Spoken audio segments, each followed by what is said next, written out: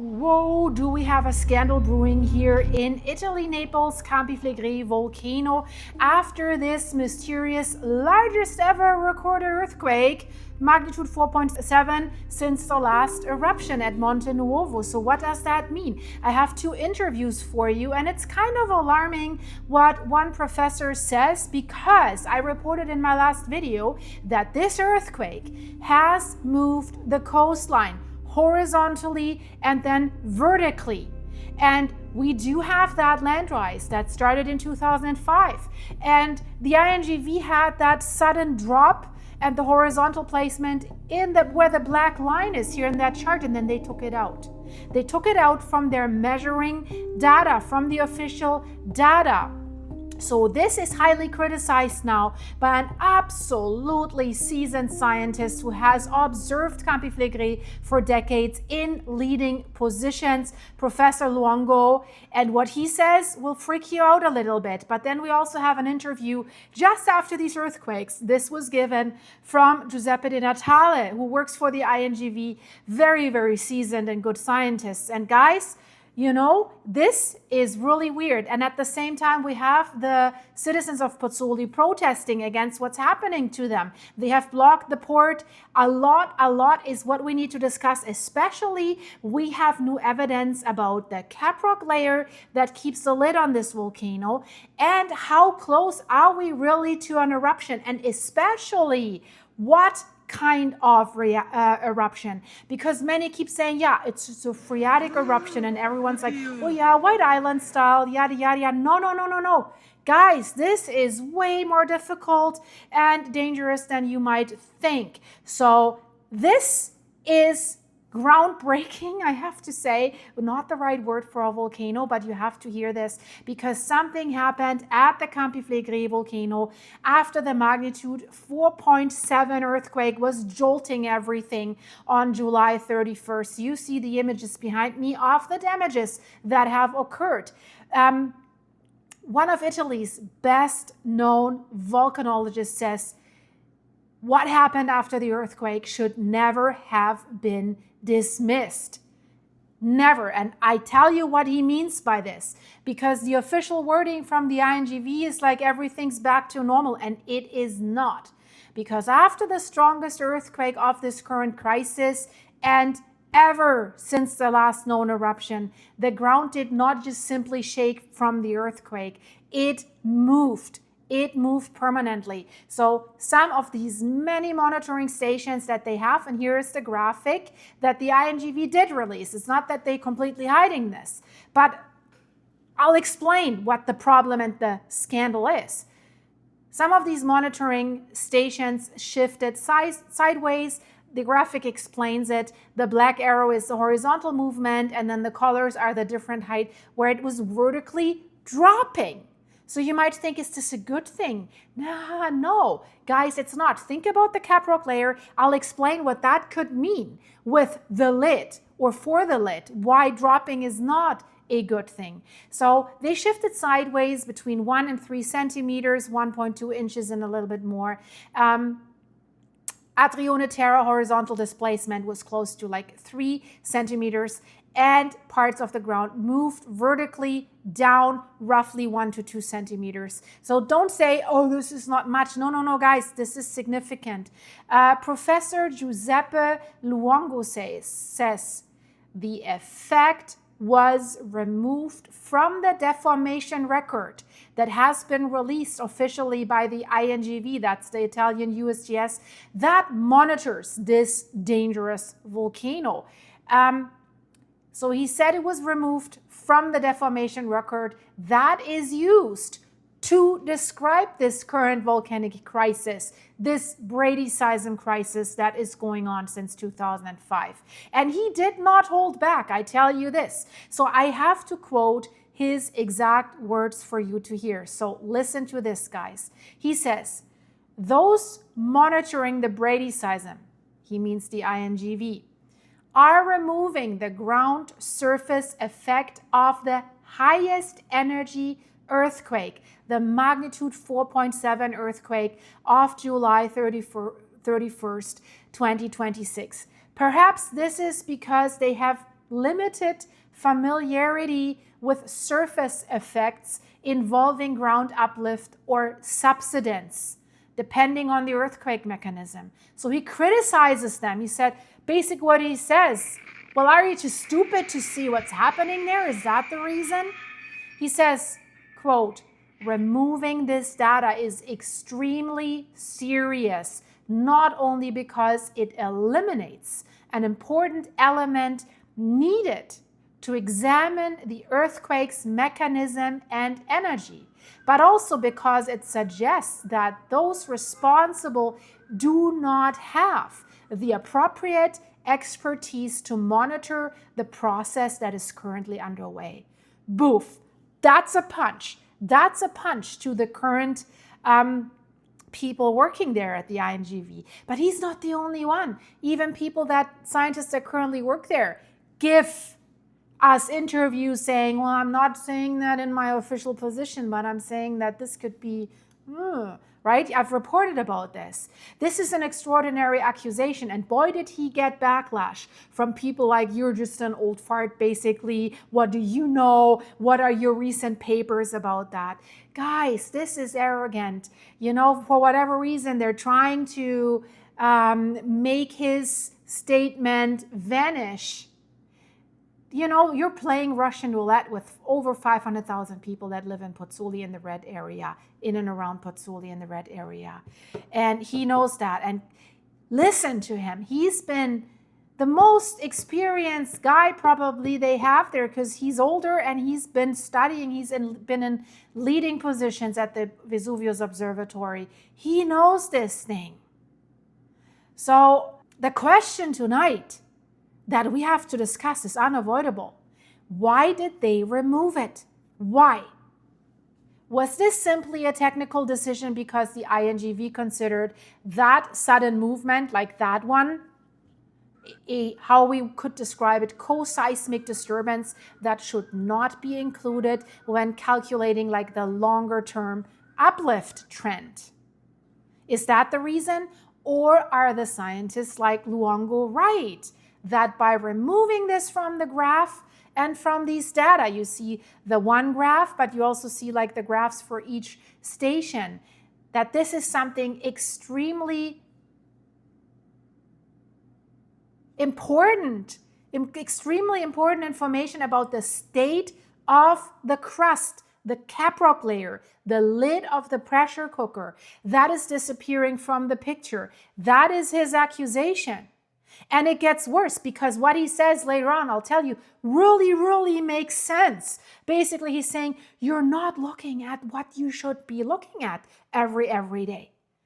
You know, Luongo's argument is not that these few centimeters or inches that this has moved prove that an eruption is coming. No, his argument is that these data tell us something about how the crust responded when this earthquake struck. Important information about the status, the condition of that caprock layer that they need to keep the lid on. The central part of the Campi Flegrei caldera is being pushed upwards. We know that with this land rise. Luongo has explained this as he says, a tensional environment. Yeah, it's under tension. The crust is, of course, stretched as it rises. Like if you blow up a balloon, it gets stressed the more air you put in there. And as the crust, these rocks are being stretched and the land is rising, we have fractures that are developing, and we have individual blocks of rocks that can move sideways and even sink. This is what was caused by the earthquake. That is what happened on July 31st. That is what makes this so important, because this earthquake did not just shake the seismometers that are placed there. The surface changed position. This is non-negotiable. This is proven. Strongest movement at Rione Terra was around 3 centimeters, inch and a half, sideways horizontally, together with roughly 1 or 2 centimeters downwards movement. So that means, and here it gets important, listen to this, guys. That means parts of this already heavily stressed crust underwent an actual structural adjustment. And now you might say, well, isn't this a good thing? Nope, because then something else happened. The underlying uplift continued. This hasn't stopped anything or released pressure or anything. This did something completely different. That Luongo says, guys, you're missing this. Are you intentionally missing this? There's been lots of accusations, right? Property values have gone down, tourists are staying away, restaurants are closing. Well, yeah, would you want a vacation on top of that volcano there? Probably not. So, underlying uplift continued. So this was not a case where the earthquake basically released all of the pressure and the system simply relaxed. The longer term deformation process remained. And now, this is what's so interesting. What the INGV's official position matters a lot.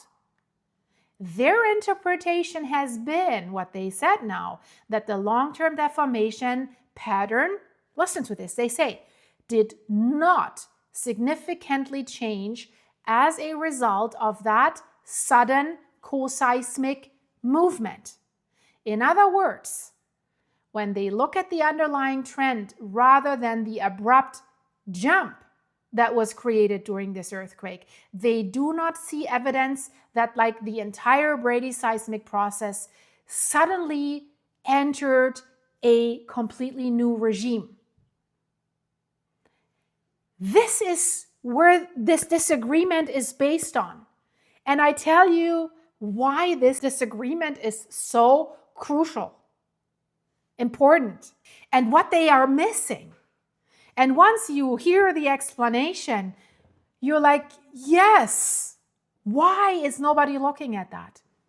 Luongo, Professor Luongo, is looking at that sudden sideways and downward movement, and he's saying, do not throw this information away, because it tells us not only that the crust failed, how it failed. And his criticism goes even further. He says the July 31st earthquake was not simply just another event in this current crisis. He describes it as the highest energy seismic event of the current unrest, and potentially the highest energy event known from the history of this Brady seismic phenomenon, the volcanic crisis. In another statement, he said that when authorities tell the public that nothing has changed, and that's what they're telling the public, he says they may not understand how serious that statement actually is. Because according to Luongo, what did not change was the fundamental mechanism, but the energy increased. And he's not the only one that says the energy increased. Many parameters are steadily increasing. And if we look at the last seismic crisis in the 80s and compare it to now,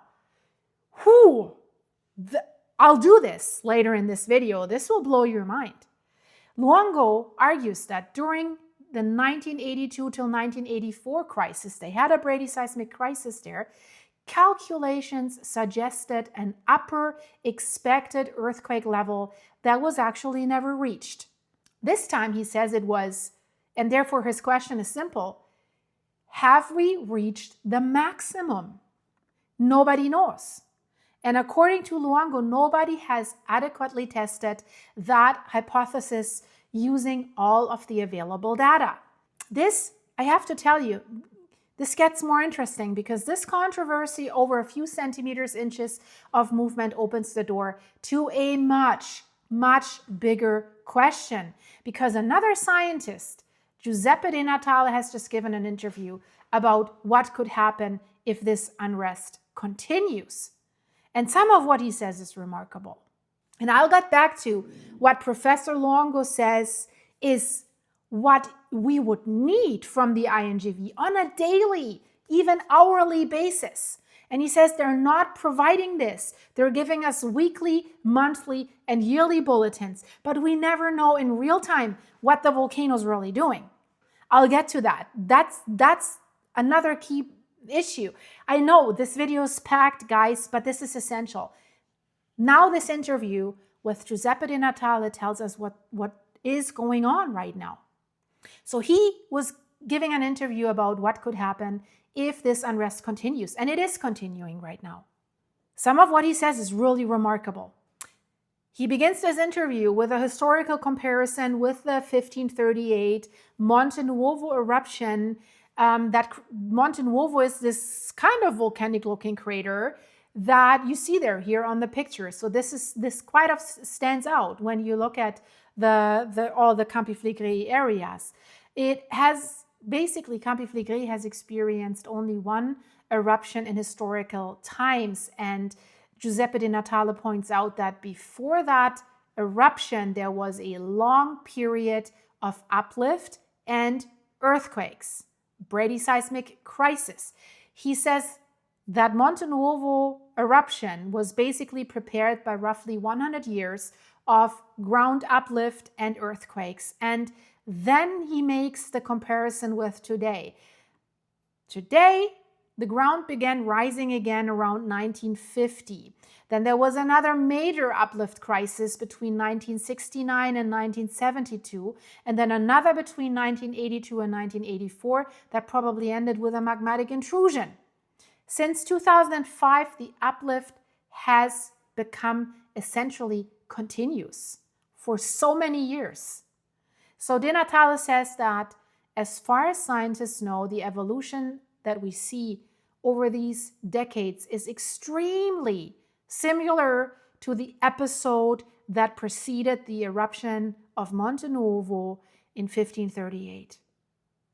But before we panic now, listen carefully to the qualification. He does not say that this means that an eruption will definitely happen. Nobody can say that. If we only have one historical case, this is not enough to make a prediction. But he says something that is equally as important. An eruption cannot be excluded, and it should not simply be considered unlikely.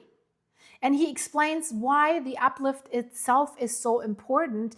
If we think of the rocks that are above Campi Flegrei, basically, if we think of them as a mechanical system that is being loaded from underneath, from the volcano. The ground is rising because pressure is accumulating below. We know that. He describes it that uplift basically is an elastic response to underground pressure. We're blowing up the balloon. And his logic, it's brutally simple. It's not really difficult. The overlying rocks cannot withstand increasing pressure forever. If the uplift stops before the rocks reach a critical failure point, then the system may stabilize without an eruption. But we do know, I've reported about all these studies, that caprock layer of rocks has only a third of its stability left that it still had in the 1980s. And so many other studies show that it's actually fracturing. So if pressure keeps increasing and the rocks exceed their strength, they fail. And Di Natale says if that critical point is crossed, an eruption can occur. But it gets more complicated than simply saying, well, magma's rising. Right now, Di Natale does not believe that magma is currently sitting directly beneath the surface and it's doing this. His view, and that is actually broadly consistent with like the official interpretation, what the officials are telling us right now, is that much of the pressure, but that's crucial because that can lead to shizzy hitting the fizzy.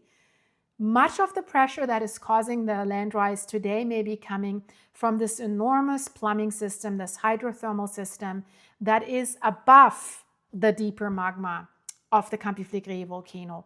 The deeper magma does release these hot gases, then these gases are moving upwards and they're heating the groundwater that is basically contained in these volcanic rocks. They're absorbing this like a sponge. And we know what happens when water is heated up while it's trapped inside a rock. It tries to expand. And if it cannot expand freely, the pressure is rising. There is water throughout this enormous geothermal system beneath Campi Flegrei, extending through roughly the upper 2 miles, 3 kilometers of the crust. And Di Natale says if pressure inside that hydrothermal system exceeds the strength of the rocks above it, one possible outcome is a phreatic eruption, the steam-driven explosion. This is what other scientists are saying as well. But here comes where I said this could lead to shizzy hitting the fizzy, and we have historical evidence of that. So it's not like, yeah, okay, it's just a phreatic eruption. That itself is already bad enough if so many people live directly on the volcano. So for this style of eruption, no new magma needs to arrive at the surface for that first explosion to happen. But we do have the indication that magma is continually rising and filling up some magma chambers somewhere because everything is increasing. If we have pressurized water and gas, this can blast, like an explosion, their way through the overlying rocks, through that cap rock layer. And then it ejects fragments of those rocks at enormous velocity. You cannot outrun that. Highly, highly dangerous. Of course, this would not destroy all of Naples or some, but for the people that live nearby, bad. But, here comes the but. To anyone who thinks phreatic, you think small, this is great, needs to listen what Di Natale said next in his interview. He stresses that phreatic eruptions may generally, yes, be less dangerous than magmatic eruptions, but not that much less dangerous. And here's why. They matter enormously at Campi Flegrei. A violent hydrothermal explosion can suddenly depressurize the shallow system. He describes it as almost like a pump. So the pressure is collapsing above. What does that mean for the rest of the volcanic system? That change can potentially help draw magma upwards from greater depth. What would that mean? So an eruption can begin as a steam-driven phreatic eruption, develop into a phreatomagmatic eruption, and then potentially involve magma more directly.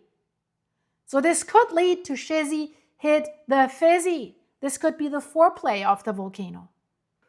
That matters extremely for Campi Flegrei because, and Di Natale points that out, that the great majority of eruptions here at Campi Flegrei have been phreatomagmatic.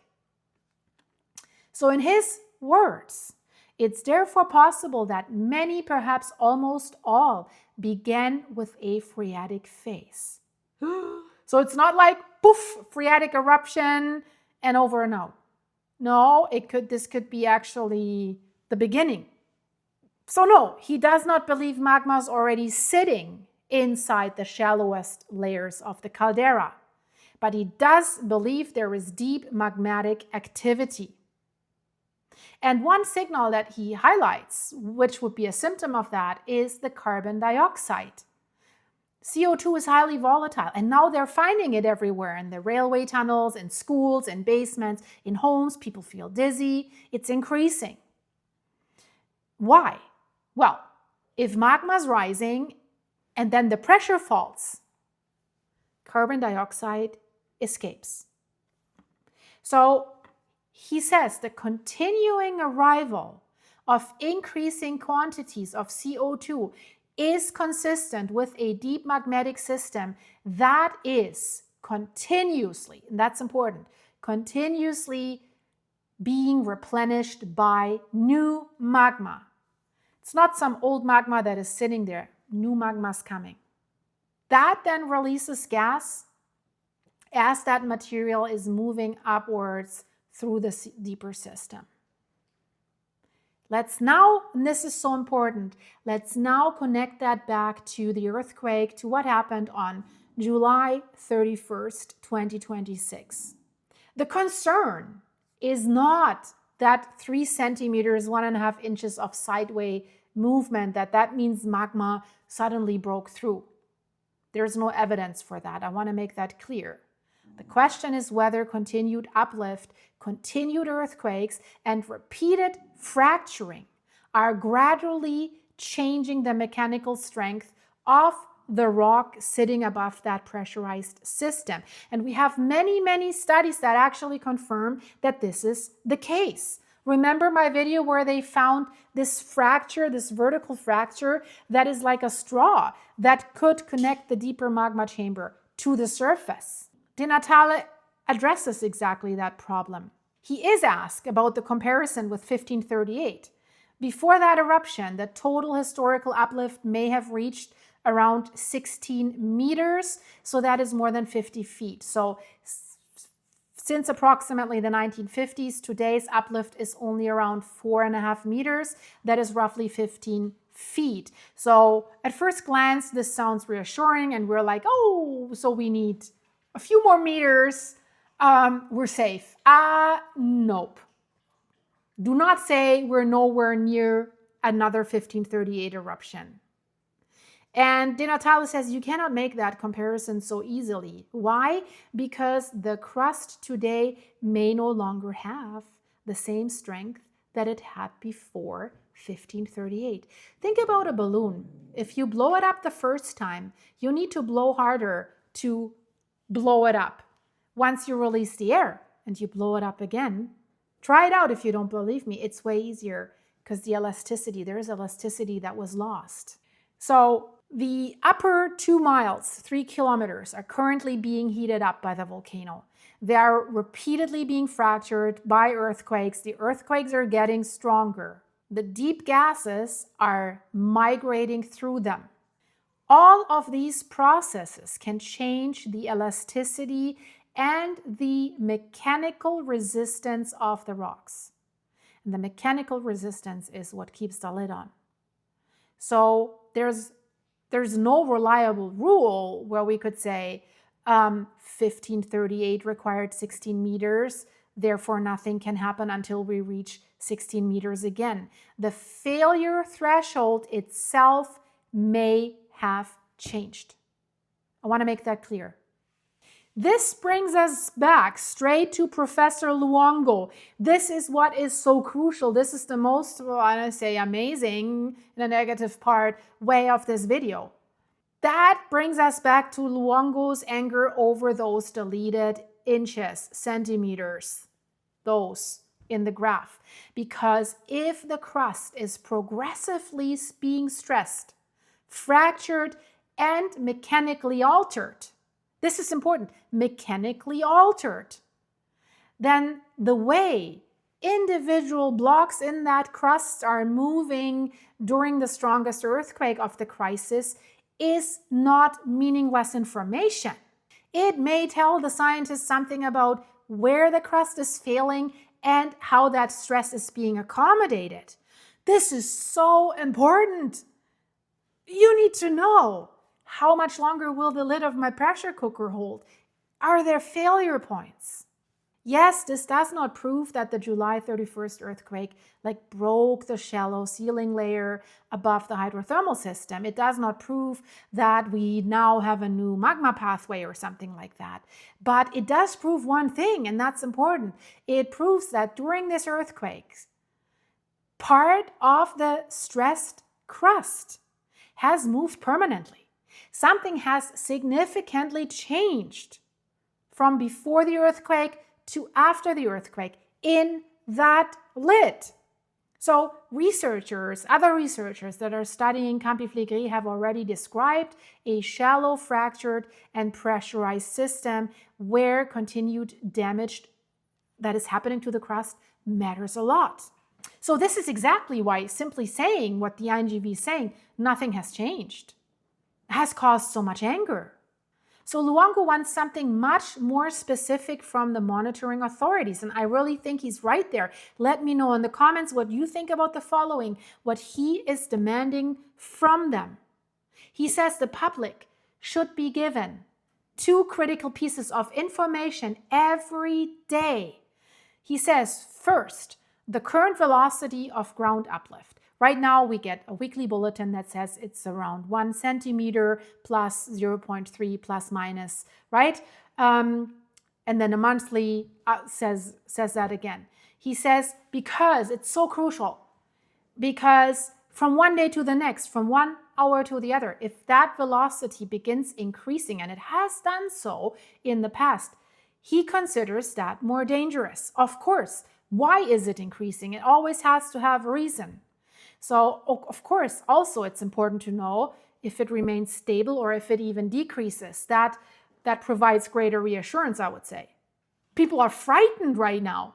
They've been constantly shaking. I mean, the number of earthquakes around this 4.7 was insane.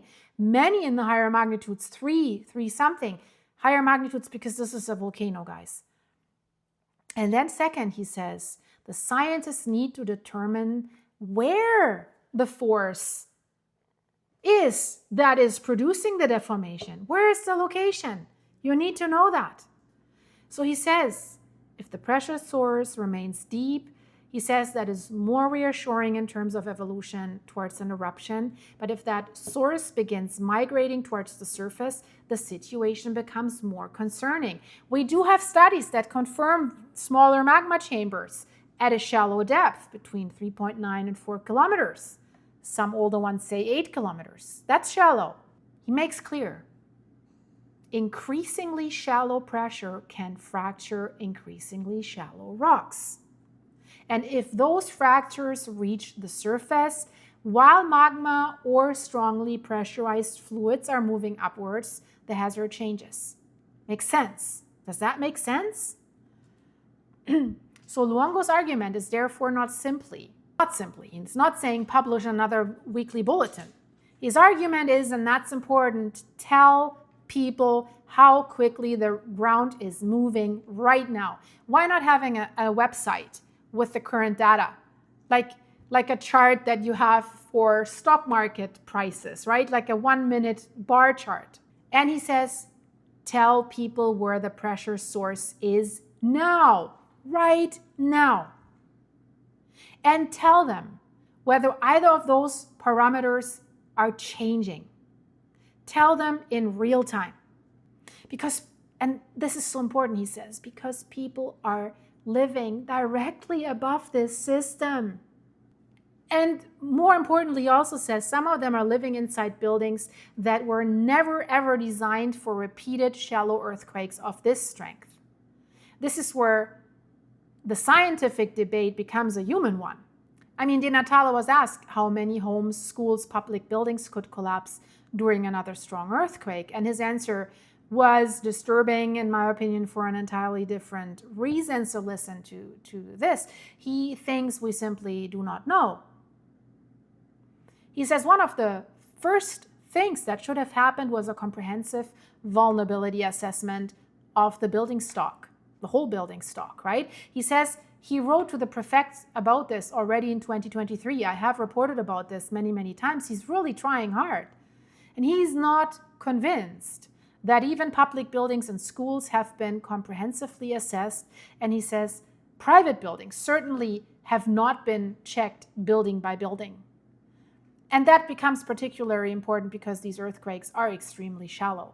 And you see the cracked buildings here from the 4.7 earthquake, and then they're just putting grout there to stucco. But the structures, right? It's crazy.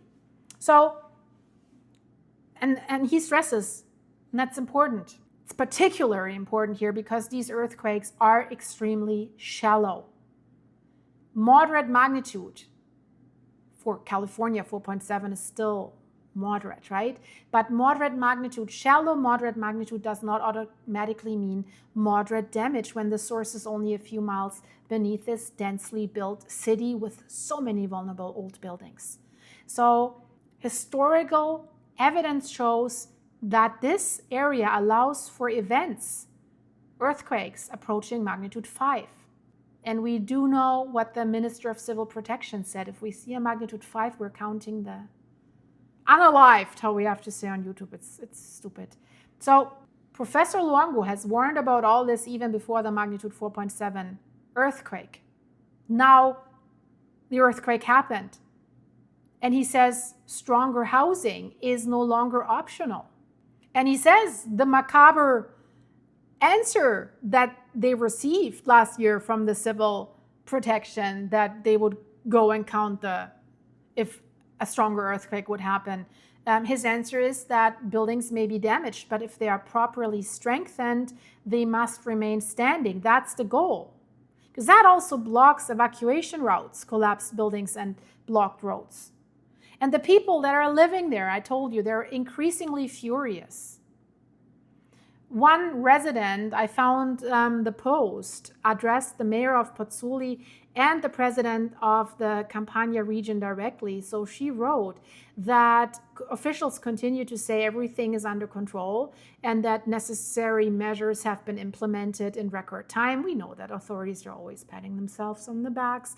But she says there are around, right now, from the 4.7 earthquake, there are around 3,500 displaced people who may receive financial assistance yet cannot find any homes to rent.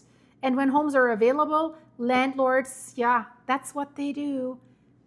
They're increasing the rents. They are demanding enormous prices. So her words were, Pozzuoli is on its knees, partly closed roads, buildings declared unsafe, external hazards. There's another group that she calls the fortunate ones, residents whose own homes have not yet been severely damaged, but who look at the buildings around them and wonder whether the next strong earthquake could bring something down, right? So she demands not cosmetic reconstruction. She said Pozzuoli must be rebuilt and reborn, but safely, not through merely cosmetic repairs. But Professor Luongo, and I agree with him, and also Mastro Lorenzo, several scientists I've reported about that, makes essentially a similar argument, but from another direction. He says decisions that were made after the Brady seismic crisis of the 1980s failed to permanently reduce population density in the most exposed area. When they evacuated back then and built a subdivision Monte Ruscello that was supposed to achieve exactly that. But instead, much of the city was rebuilt again. People arrived over the following decades without necessarily understanding the hazard between them.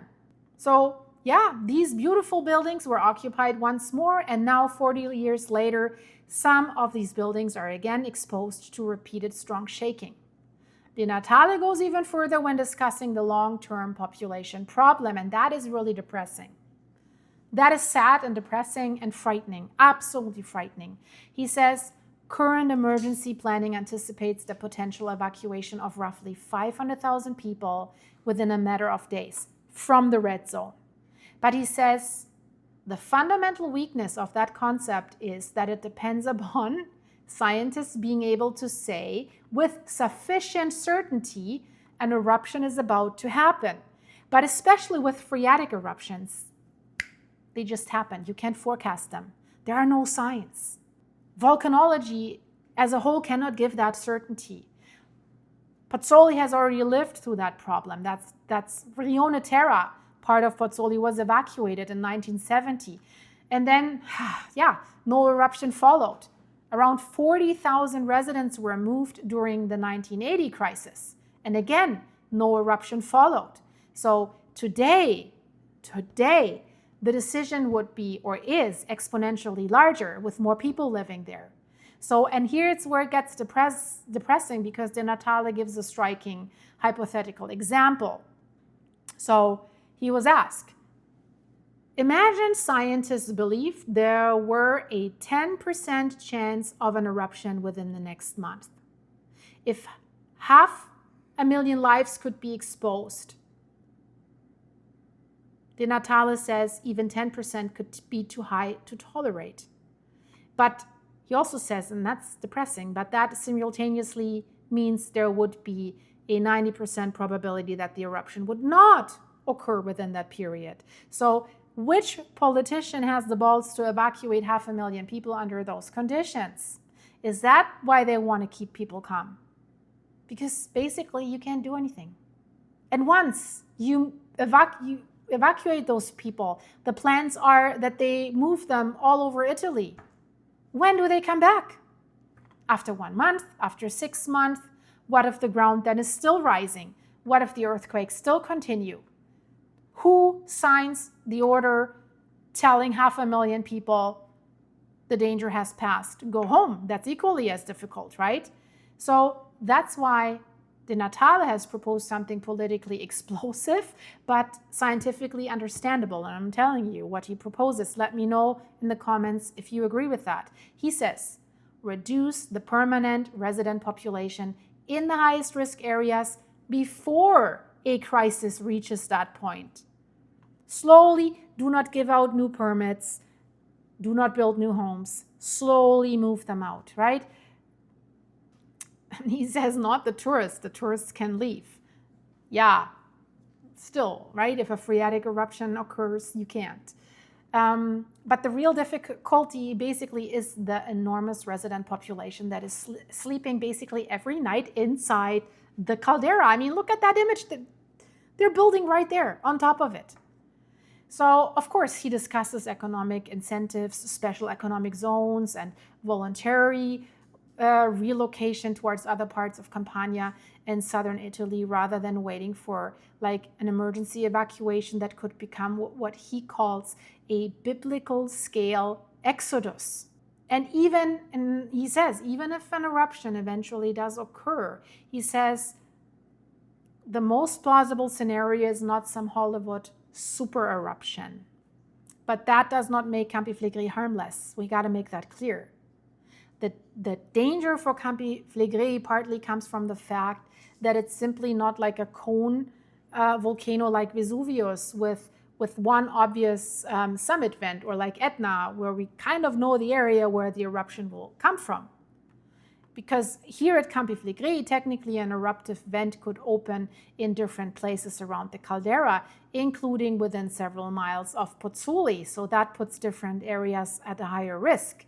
So, of course, Di Natale says the most plausible eruption scenario would currently be something smaller, comparable to Monte Nuovo in 1538. Smaller, right? I mean, look at Monte Nuovo. But Pozzuoli in 1538 was nothing like Pozzuoli today. That's the big problem. There are now buildings, roads, tunnels, trains, hundreds of thousands of people across an intensely hazardous volcanic system.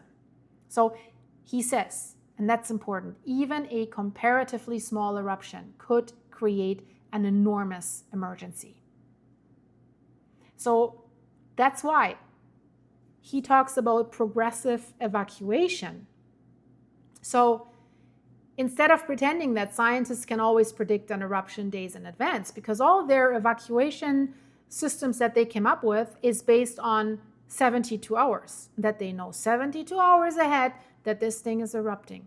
Is that realistic after what I've told you now about that volcanic system? Also let me know. Let's discuss this in the comments. Is that realistic? I don't think it is. They think they have days in advance. The highest risk zones could be cleared first, and evacuation then expanded according to what the volcano actually does. But he points out that historically, volcanic evacuations often have occurred, unfortunately, after an eruption had already begun, with exclusion zones widened as the eruption evolved. Of course, eruptions do not always begin at maximum intensity. That may provide time, but only if the infrastructure, the roads, the emergency system are capable of moving the people actually. And right now, even that is questioned. Bagnoli already struggles with traffic, railway crossing, roadworks, heavy vehicles, major projects, narrow roads, winding roads, right? Di Natale even raises the example of crowded public events. What happens if another shallow magnitude 4+ earthquake strikes while thousands of people are stacked in a stadium, or they have this sailing competition there with lots of tourists, right? And he says, these are not future volcanic questions. These are earthquake questions today. And maybe that's the most important distinction that I'm making here in this video today, because nobody in these interviews is saying an eruption will happen tomorrow. I want to make that clear. Nobody can tell us that, but it can. Di Natale says an eruption is possible and cannot reasonably be dismissed. Mastro Lorenzo says also we have to prepare for every possible scenario, from phreatic, phreatomagmatic, and magmatic. So many scientists are actually saying that. Luongo says monitoring needs to tell people whether the uplift is accelerating and whether the pressure source is becoming shallower in real time. Both Luongo and Di Natale are concerned about the mechanical condition of a crust that continues to rise, heat, fracture, and release the seismic energy.